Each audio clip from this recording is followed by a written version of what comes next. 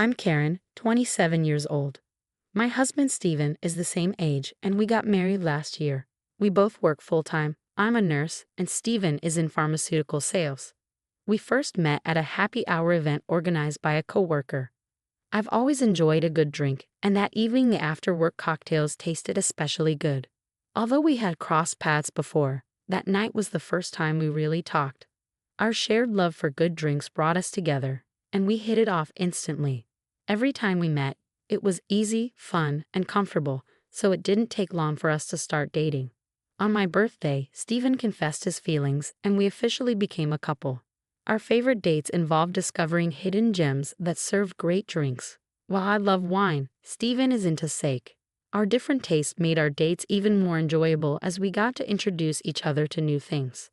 As our relationship progressed, I started thinking about marriage, and that's when I learned more about Steven's background. His parents divorced when he was young, and he never knew his father. Raised by a single mom, Steven is very close to her and had never moved out of his family home. I wondered if this was a flaw or if it simply showed how much he valued family. At the time, blinded by love, I saw it as a positive trait. Steven was kind, incredibly handsome, and seemed perfect in every way. I felt so lucky to marry such a wonderful man that it almost scared me. Little did I know, a terrifying married life awaited me. Before the wedding, I often dined with my mother-in-law. She would always tell Steven, "Karen is like a daughter to me, don't let her get away, marry her soon." I told Steven how happy this made me and how much I looked forward to becoming part of their family. Steven, who is great with people, also had a stellar reputation with my parents, so everything went smoothly and we got married. Since neither of us liked being the center of attention, we didn't have a big wedding. After the wedding, Steven moved out of his family home for the first time. However, out of concern for his mom, we chose an apartment just a 10-minute walk from our place. In hindsight, that was a mistake, but it's too late to change that now. My mother-in-law, who once treated me like a daughter, changed after the wedding. She started treating me like a mortal enemy and began visiting us daily. I gently told Steven, "I appreciate that your mom visits every day, but it's hard for me to relax. Could you ask her to come less often on work days?" Steven responded, "Why? We're family now. Mom gets lonely, she loves to talk and hates being alone. I wish she'd be more understanding. This is my home too, and I can't tell her something I don't believe. If you have something to say it yourself, I won't." Steven refused to see my point of view, and I was surprised by his unexpected response. From that day on, Steven would get moody whenever I mentioned anything about his mother, so I started holding back to avoid arguments. My mother-in-law took advantage of this. Before I knew it, Steven had given her a spare key. One day, I came home to find her cooking in our kitchen without asking. Shocked to see her in my space, I couldn't help but ask sharply, "What are you doing here without asking?" She shot back, "What's going on with your fridge? It's practically empty. I've never seen such a lifeless fridge. Do you even cook? Don't tell me you're always buying deli items." I couldn't hold back any longer. "I shop for fresh ingredients daily. I heard your fridge is always packed like a traffic jam. It's impressive you manage that. I just bought ingredients today. Sure, we have deli days, but I also cook to save money. And by the way, deli food these days is pretty good. Don't you ever try it?" But my mother-in-law wasn't backing down. "I'd rather not have Steven eat food when we don't even know who made it. This is what happens when he marries an incompetent wife. I should have taught him to be more discerning about women." Sparks were flying between us.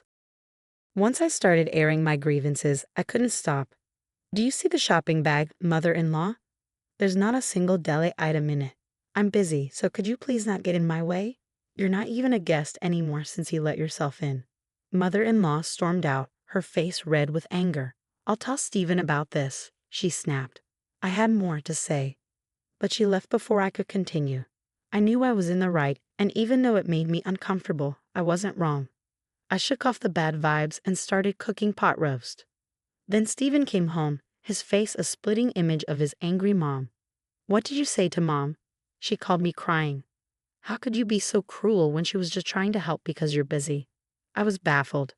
First off, breaking into someone's home isn't a surprise. If it is, then burglars should be forgiven if they call it a surprise, right? This happened because you gave her a spare key. She could have come when one of us was home. It's not only unnecessary but also intrusive. What about my privacy? I have no intention of apologizing. Stephen looked shocked and uttered just one word, please, can you two just get along? He then retreated to his room without eating dinner. I hoped this fight would make him more considerate. For the next few days, we barely spoke. I couldn't stand the tension, so I finally brought it up. What do you want to do going forward?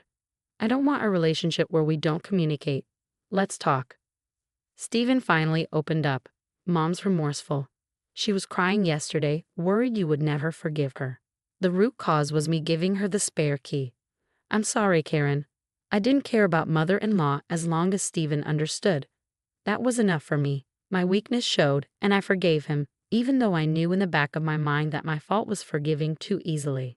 Stephen immediately called mother-in-law, and she came running, happy to be summoned. I had a bad feeling, but I was tired of fighting. If she would change her ways, then fine. As soon as mother-in-law saw my face, it was as if a switch had been flipped. Oh, I'm so relieved. I thought Karen would never speak to me again. I know I overstepped, and I promise never to do it again, she said, her voice as sweet as if she were talking to a cat. But for some reason, I still had a bad feeling. She then pulled out a mysterious bag from her purse. I met an old friend from college yesterday. She's unbelievably youthful and beautiful. She gave me some Chinese tea. That's her beauty secret.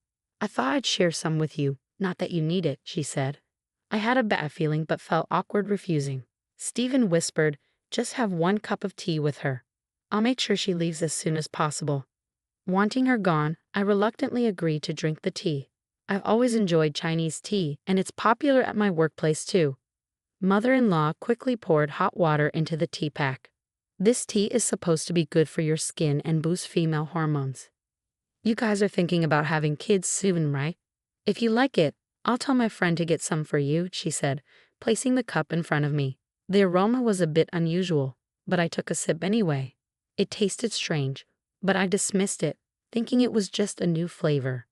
However, my bad feeling proved true. I woke up in the middle of the night with severe stomach pain, feeling half faint. By the time I felt better, it was already morning. There was no doubt about it. The only thing I had consumed that Stephen hadn't was the suspicious Chinese tea. I told Stephen about it. But he didn't take me seriously. Karen, that's a terrible accusation. Mom brought the tea to make amends, and you're making it sound like she poisoned you. Don't you feel ashamed? It's probably just an upset stomach. Mom would never do something like that. Stephen couldn't believe I was being malicious, and without evidence, I couldn't press the issue further. Still, I've been wary of anything from my mother-in-law since then. Just before Stephen's birthday, my mother-in-law called me. Karen, I'm cooking for Stephen's birthday. You can come or not. It's up to you. You're busy, right? Maybe you should take some time to refresh yourself. She was planning to celebrate Stephen's birthday without me. Since that day, I've been scared to eat anything from her, and homemade food was out of the question. But I was planning to spend Stephen's birthday together, so I felt upset. I thought we'd spend his birthday together since we're newlyweds. I assume you've celebrated with him every year until now, so from now on, it's my turn. Before I could finish, she cut me off. Anyway, I want Stephen to come home. You don't have to come, Karen. We can celebrate your birthday next month, okay? I decided to leave the decision to Stephen. That night, he said, "Did you hear? You're free to do whatever you want that day." He chose his mother over me without hesitation, and I was getting fed up. On Stephen's birthday, he was in high spirits, and it made me feel sick. My feelings for him started to wane as he seemed to enjoy celebrating with just his mom, becoming more of a mama's boy. They started dining out together more frequently. I was busy with work and couldn't focus on this all the time, and a month flew by. When it was my birthday, I assumed we'd celebrate at our favorite restaurant as usual, but Stephen surprised me. Mom wants to celebrate your birthday with us. She'd be happiest if you two got along." I was so shocked I froze. Stephen, still in high spirits, didn't notice. I said, "I wanted to celebrate just with you, Stephen. We weren't together on your birthday, so let's spend mine together." For some reason, Stephen thought I was being polite. No. You don't have to hold back. Mom offered, so it's fine." He just didn't get it. I had no choice but to be firm. "Stephen, no offense to your mom, but I want to spend my birthday just with you. I want to go to our special restaurant." Then Stephen suddenly got angry. "Don't waste Mom's kindness. You're heartless. Why haven't you noticed that Mom didn't invite you to my birthday? Just do as I say, it's already a hassle. I was done arguing. When my birthday finally came, instead of being at a restaurant, we were at home. And of course, my mother-in-law was there. Neither of them seemed interested in my low spirits. I started to get angry as I watched them enjoying themselves in the kitchen. Then the lights went out, and the cake came in. I was still angry, but the cake helped me cool down a bit. Before I could blow out the candles, my mother-in-law announced she had a gift. I bought a wine worth $5,000 for your birthday celebration. Let me uncork it right away. The packaging looked worn and the cork was crumbling. Is this what they call vintage? I wondered. Mother-in-law poured a generous amount of wine into my glass. Even in the dim light, I could see the wine was cloudy. Memories of the Chinese tea incident came flooding back. I took a small sip. What is this? I spat it out immediately and turned on the lights. I turned the bottle of my mother-in-law's so-called $5,000 wine upside down in the kitchen sink, and wine flowed down the drain. Stephen quickly grabbed the bottle from me. You're terrible. Apologize to Mom. What do you think you're doing? His face was filled with anger as he glared at me. I poured wine into the glass Stephen was holding. Can you drink this then? Stephen looked puzzled but stubbornly took a sip. At that moment, my mother-in-law shouted, Stephen, don't drink it. But it was too late. He spat it out immediately. What the heck is this? My mother-in-law took the wine away from Stephen, looking guilty. Mom, where did you buy this wine? We need to file a complaint. This is fraud. It's spoiled. Stephen said, shocked. My mother-in-law looked embarrassed. That wine was just sitting in the back of our kitchen. It's 50 years old. I heard on TV that it gains $1,000 in value every year. Vintage wines are supposed to be properly stored in wine coolers. Upon closer inspection, the cork was more damaged than I thought, and the wine was cloudy and smelled like mold. Even Stephen couldn't hide his surprise. What bothered me most was that my mother-in-law knew it was bad and still tried to serve it. I suspect she knew the wine was spoiled, but she would never admit it. I couldn't forgive my mother-in-law for this. Can you please leave? I can't keep my composure. Just get out of my sight, I demanded. Even as I said this, my mother-in-law kept making excuses to Stephen, as if I were invisible. Despite her clear discomfort, she made a hasty exit. After she left, Stephen said something unexpected. Mom doesn't drink, so she wouldn't know. Good thing we didn't give it to anyone else. Even after all this, Stephen defended his mother, treating it like an innocent mistake. At that moment, my feelings for him cooled completely. My resolve solidified against a man who would defend his mother despite what she had done to me. I had been turning a blind eye to his excessive attachment to her, but now I wanted a divorce. I presented Stephen with the divorce papers I had kept just in case. He was speechless. When he asked why, I said, ask yourself, do you know how much I have put up with? I've reached my limit. Instead of questioning me further, he deeply apologized, saying, I won't do it again. You're the one for me. Then, as if a floodgate had opened, he started confessing to multiple affairs. I had suspected infidelity, but I was shocked to hear about 4 different women. With that, I had no more doubts. I was determined to divorce him. There was no need for a private investigator. The evidence of his affairs was plentiful. During our discussion, he suddenly blurted out, You'll regret divorcing a cool guy like me. Stephen's arrogance disgusted me, and I felt foolish for ever loving such a man. Multiple affairs and being a mama's boy were more than enough reasons for divorce. To avoid complications, I decided to hire a lawyer, even if it would be expensive. Stephen initially resisted the divorce but eventually gave in, perhaps realizing the extent of his mistakes. He went back to his beloved mom. Later it was revealed that his affair was with a coworker, and he was demoted as a result. Unable to be away from his mother, Stephen quit his job.